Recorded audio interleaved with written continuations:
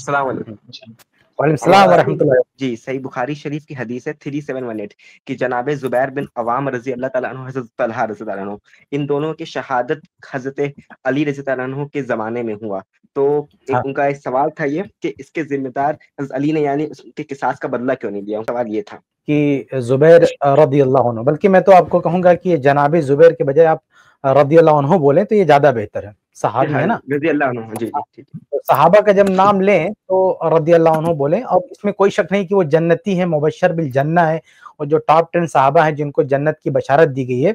ان میں زبیر رضی اللہ عنہ آتے ہیں، ٹھیک ہے، تو ان میں تو کوئی شک ہی نہیں رضی اللہ عنہ ہونے کا، ان کے زبیر طلحہ رضی اللہ عنہ دونوں، شارٹ کٹ میں میں نے بولا تھا، ہاں، تو یہ دونوں صحابہ ہیں اور جنتی صحابہ ہیں۔ آپ کا جو یہ کہنا ہے کہ جنگ جمل میں دونوں شہید ہو گئے تو بدلہ کیوں نہیں لیا علی رضی اللہ تعالیٰ نے؟ تو دیکھیں ابھی جلدی ہی میں نے ایک اس ٹاپک پہ ایک آرٹیکل لکھا تھا، انشاءاللہ کبھی وقت ملتا ہے تو میں ایک ویڈیو بھی ریکارڈ کر دوں گا، اور میری کتاب جو معاویہ رضی اللہ عنہ سے متعلق اس میں یہ سب بات آئے گی۔ خلاصہ اس کا یہ ہے کہ اس دور میں جو آپسی خانہ جنگی ہوئی، آپسی لڑائیاں ہوئی ہیں، چاہے جمل ہو، چاہے صفین ہو، چاہے جو بھی لڑائیاں ہوئی ہیں جو مسلمانوں کے بیچ میں ہوئی ہیں اور حکومت اس میں انوالو رہی ہے، تو ایسی لڑائیوں میں صحابہ اور سلف کا یہ اتفاق تھا کہ یہ لڑائی ختم ہونے کے بعد دوران جنگ جو نقصان ہوا ہے، چاہے جانی نقصان ہوا ہے یا مالی نقصان ہوا، تو جنگ ختم ہونے کے بعد اس نقصان کی کوئی بھرپائی نہیں کی جائے گی، یعنی چاہے کسی کی جان گئی ہو، چاہے کسی کا مال گیا ہو۔ میدان جنگ میں یا لڑنے میں جب آدمی جاتا تھا تو صرف جان لے کے نہیں، مال لے کے بھی، مجاہد بھی نکلتا ہے تو خرج من مالہ بنفسہ، تو مال اور جیسے گھوڑا ہے، تلوار ہے، جو بھی چیزیں ہیں، تو مال اور جان دونوں لے کے آدمی اترتا ہے لڑائی میں۔ تو چونکہ آپسی لڑائیاں تھی اس لیے تمام صحابہ کا اور تابعین کا اتفاق تھا کہ ان لڑائیوں میں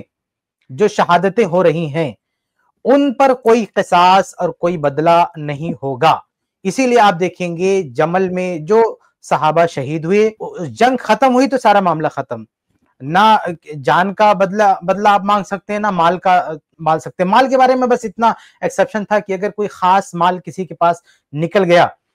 تو وہ واپس کر دیا جائے گا، اس کا خاص مالک آ گیا، لیکن اگر ڈیمیج ہو گیا، نقصان ہو گیا، تلف ہو گیا تو پھر آپ نہیں مانگ سکتے ہو۔ لیکن اگر سیو ہے، بچا ہوا ہے، ہاتھ میں ہے، اور جنگ ختم ہونے کے بعد کوئی آئے کہ بھئی یہ تو میرا تھا دے دو، تو اس کو دے دیا جائے گا۔ لیکن اگر میدان جنگ میں تباہ ہو گیا، تلوار ٹوٹ گئی، گھوڑا گم ہو گیا یا اونٹ پکڑ لیا، جبا کر کے کھا گیا، تو پھر اس کا کوئی بھرپائی نہیں ہوگی۔ تو یہ تمام لڑائیوں میں جو آپسی لڑائی ہے نا، چاہے جنگ جمل ہو، جنگ صفین ہو، حتیٰ کہ کربلا بھی، ان تمام لڑائیوں میں کبھی بھی آپ کسی صحابی، کسی تابعی سے آپ ایک لائن کا بھی جو ہے یہ بیان نہیں پا سکتے کہ انہوں نے یہ کہا کہ بدلہ چاہیے، کیونکہ سب کا یہ ماننا تھا کہ ان لڑائیوں میں قصاص کا قانون نہیں چلے گا، بلکہ ان لڑائیوں کو جانے دیں۔ اس سے پہلے جو لڑائیاں ہوئی ہیں، حتیٰ کہ عہد رسالت میں بھی، اس سے پہلے بھی، تو لڑائیوں کا قانون یہی ہے کہ لڑائی میں اگر کسی کو آپ نے مار دیا نا، تو آپ کسی بھی مقصد کی وجہ سے آپ نے کسی کو قتل کیا ہو، کچھ بھی رہا ہو، جنگ ختم تو بدلہ کا مانگ بھی ختم۔ اسی وجہ سے آپ دیکھیں کہ جبیر بن مطعم رضی اللہ عنہ، جب حمزہ رضی اللہ عنہ نے جنگ بدر میں ان کے گھر والوں کو مار دیا تھا تو انہوں نے کیا کہا؟ وحشی جو ان کا غلام تھا، ابھی لوگوں نے مشہور کر دیا کہ ہند رضی اللہ عنہ نے بھیجا تھا، جھوٹی بات ہے، یہ جبیر بن مطعم کے گھر والوں نے بھیجا تھا، ان کا غلام تھا وحشی۔ تو انہوں نے کہا کہ جا کے حمزہ کو تم مار دو رضی اللہ عنہ تو تم آزاد ہو جاؤ گے۔ تو اب بتائیے جبیر بن مطعم رضی اللہ عنہ کا گھرانہ حمزہ رضی اللہ عنہ کو قتل کرنا چاہتا ہے، لیکن جنگ بدر کا بدلہ لینا چاہتا ہے، تو بتائیے جنگ بدر کے بعد 1 مہینے بعد، 2 مہینے بعد، یا 5 دن کے بعد کیوں نہیں بھیجا وحشی کو کہ جاؤ مار دو حمزہ رضی اللہ عنہ کو، تم آزاد ہو جاؤ گے؟ آخر جنگ ہی میں کیوں بھیجا؟ کیونکہ اگر وہ جنگ کے علاوہ حمزہ کو گیا ہوتا رضی اللہ عنہ کو مارنے تو بتائیے بچتا، وحشی آزاد کیسے ہوتا؟ اسے مار دیا جاتا۔ اگر حمزہ رضی اللہ عنہ کو گھر میں جا کے مارا ہوتا، راہ چلتے مارا ہوتا تو پکڑا نہیں جاتا، وہ وحشی خود مارا جاتا۔ لیکن یہ وحشی، اس کو لڑائی سے کوئی لینا دینا نہیں، یہ صرف اپنی آزادی کی خاطر احد کے میدان میں گیا، حمزہ رضی اللہ عنہ کو شہید کر دیا، بھاگ آیا یہ کہ آگے اس کا کوئی رول نہیں تھا، اور یہ جو ہے آزاد کر دیا گیا۔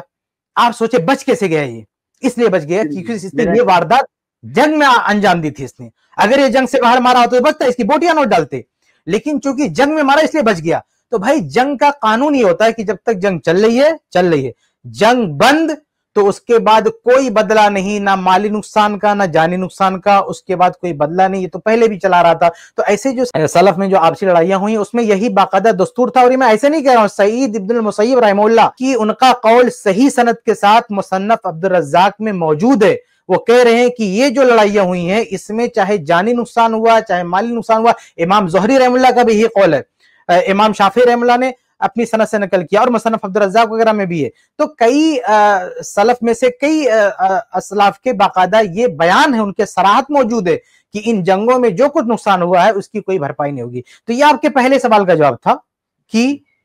جو شہادت ہوئی ہے اس کا قصاص کیوں نہیں لیا گیا، یہ سمجھ میں آ گیا آپ کو؟ میرا اسی میں کنٹینیو سوال دیکھیے، حضرت وحشی رضی اللہ عنہ وہ بھی صحابی ہیں، کیونکہ سننے میں آیا وہ بھی صحابی ہیں، تو رضی اللہ عنہ میں بول رہا ہوں ان کو بھی، جو کہ دیکھیں وہ پہلے کافر تھے، انہوں نے امیر حمزہ رضی اللہ عنہ کو قتل کیا، پھر وہ مسلمان ہو گیا، نبی پاک نے معاف کر دیا۔ ایک حدیث نہیں ہے کہ جب کوئی کافر مسلمان ہوتا ہے تو اسے پرانی جتنی کفر کی بات زندگی کی باتیں سب معاف ہو جاتی ہیں، تو قصاص نبی پاک نے نہیں لیا۔ دوسری چیز حضرت ایک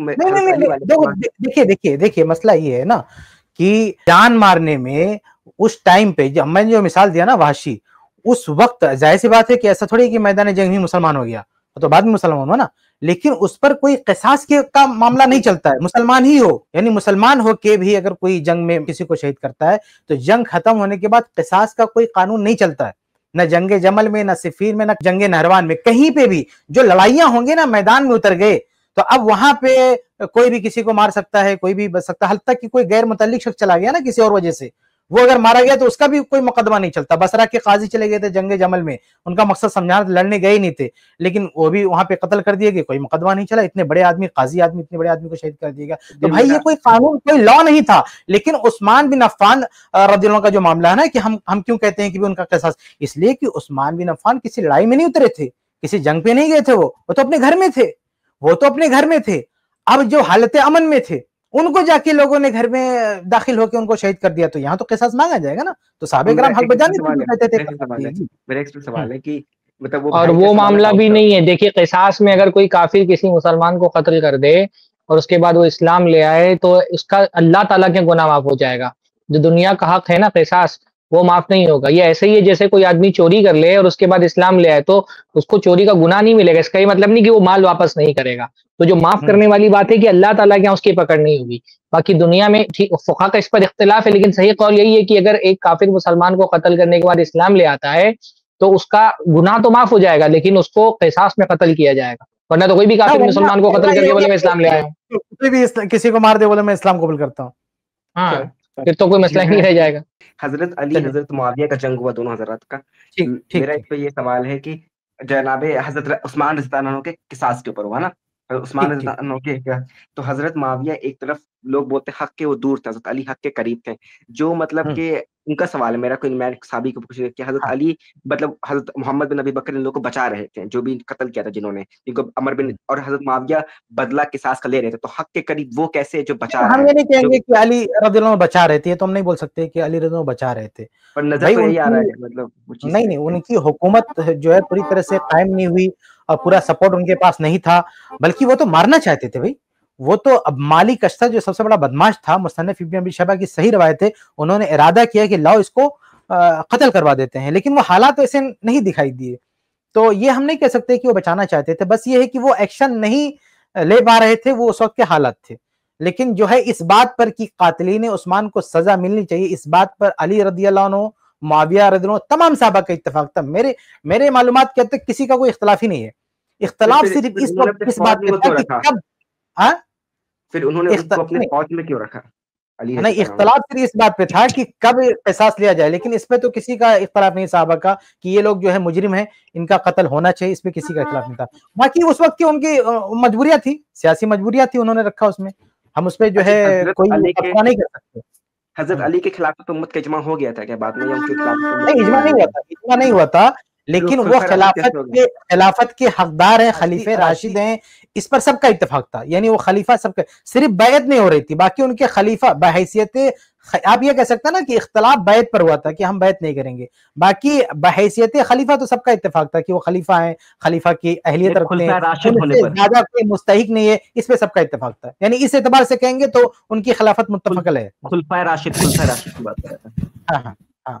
خلفائے راشدین نے, چلیے میرے خیال سے بات واضح ہے. فوج میں جو رکھنے والی بات کہہ رہے کفایت بھائی یہ کہ فوج میں رکھا کیوں؟ فوج میں رکھنے کا تو کوئی پروسیجر ہی نہیں تھا. یہ کہیے کہ فوج سے بھگایا نہیں خالی بس. ایسا تھوڑی کہ حضرت علی نے اس کا تقرر کیا تھا فوج میں, ایسا ہے ہی نہیں. ارے بھائی وہ بلوائی تھے, وہ فتنہ گروں میں شامل تھے, اور وہ فتنہ گر کبھی حالات ایسے ہوتے ہیں کہ اللہ کے نبی صلی اللہ علیہ وسلم کے زمانے میں منافقین تھے, اللہ کے نبی اپنے ساتھ رکھتے تھے, جانتے بھی تھے, لیکن کچھ حالات ایسے ہوتے ہیں کہ اللہ کے نبی صلی اللہ علیہ وسلم بولتے تھے میں کاروائی کروں گا تو ابھی کہیں گے اپنے ساتھیوں کو مارتا ہے. تو جب نبی کے ساتھ ایسے حالات ہو سکتے ہیں تو ایک صحابی نے ان حالات میں اگر کوئی قدم اٹھایا ہے تو ہم کیسے اس پہ نکتہ چینی کر سکتے ہیں؟ اس کلپ کی فل ویڈیو دیکھنے کے لیے ہمارے چینل پر ضرور آئیں. آئی پلس ٹی وی نے ایک نیا یوٹیوب چینل شروع کیا ہے جس کا نام ہے آئی پلس ٹی وی اختلاف کا حل. اس چینل پر صرف اختلافی مسائل پر ویڈیوز آئے گی, لیکن دلائل کے ساتھ اور بھائی چارگی کے ساتھ. آپ کو میں دعوت دیتا ہوں کہ آپ بھی ہمارے اس چینل کو سبسکرائب کریں,